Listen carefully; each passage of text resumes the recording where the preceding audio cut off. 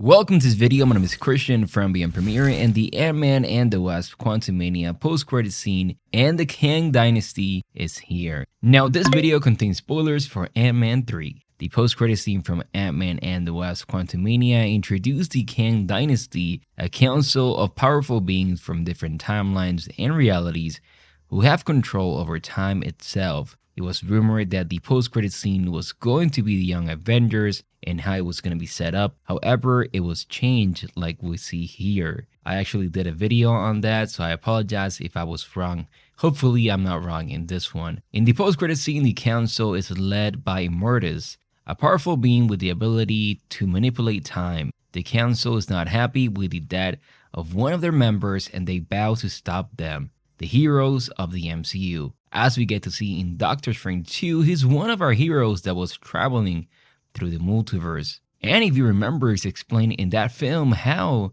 when you travel to the multiverse, it causes incursions. When the boundary between two universes erodes and they collide. You caused an incursion, and we're gonna fix it.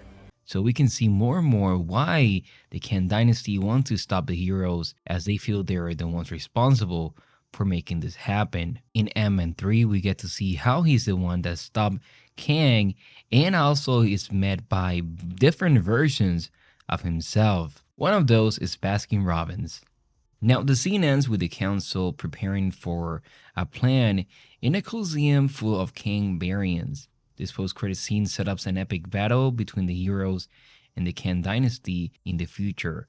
One of those is Immortus, who is often depicted as an anti-hero, a long history of battles with Marvel heroes, and is feared by many in the Marvel Universe for his powers and enigma. Actually, in the comics, he used to work for He Who Remains, so we get to see how he's connecting more and differently in the MCU. As we get to see in Loki, He Who Remains is a variant as well of Kang. And Immortus has the ability to travel through time and manipulate time itself. This is from the comics. He's often portrayed as a powerful and enigmatic figure and has used his powers to help and hinder the Avengers and other Marvel heroes, depending on his goals and the situation. Immortus is often depicted as an anti-hero whose ultimate goal is to bring balance to the multiverse, and he being the leader in this coliseum and in this meeting means a lot about the future of the character. This post-credit scene set up an epic battle between the heroes and, as we get to see here, the Kang Dynasty in the future, and suggests that Immortus will play a key part in this battle in Avengers Kang Dynasty and Avengers Secret Wars. The introduction of Immortus in the MCU opens up a world of possibilities for the future of the MCU, now becoming more and more the Marvel Cinematic Multiverse. What I love about how they're doing this is that there's going to be 4 versions of Kang. Now in Loki, something that connects to all of this, there's 4 statues or 4 timekeepers. One of them is destroyed. Now, if we connect this to that post-credit scene, number 1 is Immortus, number 2 is Ramatud, which we're going to talk about in a moment. Number 3 is a Scarlet Centurion, which we're going to also talk.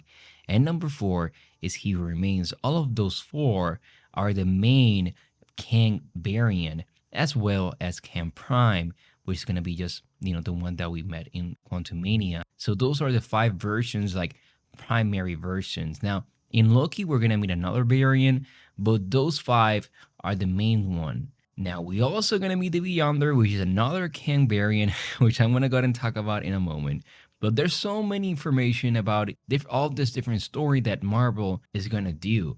Now, this is rumored that the Avengers Secret Wars is going to be split into part 1 and part 2. That will make perfect sense. And this just 3 Avengers film back to back will be something that I would love to see. Like I said, this is not the only character that we see. We met Ramatud. He's also a time traveler, and his time machine is an Inks. Actually, back in Loki, we got an Easter egg to this, so this is connecting to that Easter egg.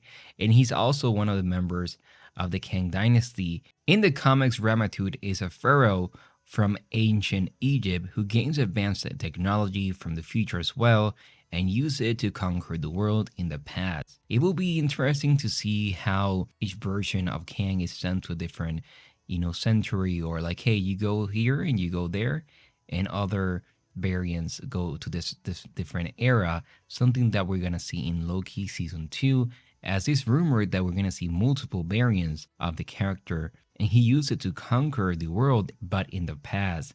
Actually, he connects to the X-Men, so there's a lot of apocalypse information to that. So that's something for another video in the future of the MCU. He eventually finds himself in a conflict with Fantastic Four and becomes one of their most persistent foes. So it's going to be interesting if they connect Fantastic Four to Kang variant, this being Ramatude. So I would love to see that as well. Now, the third one is Scarlet Centurion, another variant of Kang. He's one of the leaders of the alien race called the Controllers. He is as well a time traveler from the future who has come to the present to manipulate events and shape the world to his own designs, using his knowledge of the future events to outwit and defeat his enemies. He's a member of the Controllers, and I'm excited to see how they're going to use this character as well. Now, all of these characters compare nothing to the Beyonder, a variant as well of Kang. He's rumored to be the big bad in Secret Wars. The Beyonder is a cosmic being with immense power, and he has been known to manipulate reality and cause widespread destructions. If he is indeed the big bad in Secret Wars, it could lead to an epic and intense battle between the heroes of the MCU and the Beyonder. This could be a major event in the MCU, and how it will connect to the Marvel Cinematic Multiverse. Now, in the second post-credit scene, we see Victor Timely, who is another variant of Kang and a time traveler from the future who has come to the present to manipulate events. He's often depicted as a charismatic and ambitious character who also has goals and make a name for himself. The last post-credit scene, we see Victor Timely making a presentation to an audience, which includes Loki and Mobius, and Loki looks terrified, suggesting that Victor may be presenting some kind of threat or danger to him. Mobius looks confused, indicating that he may not fully understand what is happening or what Victor is trying to achieve.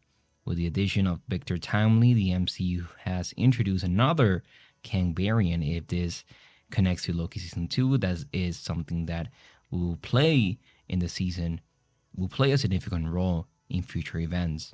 We actually have some information on the character. Daniel Richman has said some information about this version of Kang variant. He said he is an inventor in the past who's looking to buy stuff from people to affect the future.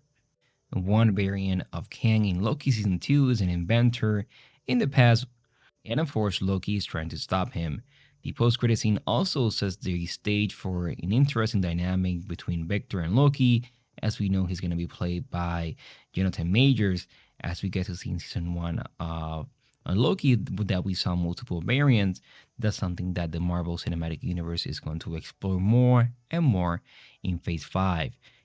Having Kang Dynasty or having the first film, Ant-Man Quantumania, and set up the future of Kang is something that is built in this scene. And there's no doubt that Phase 5 starts with a bang, and that it will connect more and more to the overall story, something that we did not saw a lot in Phase 4.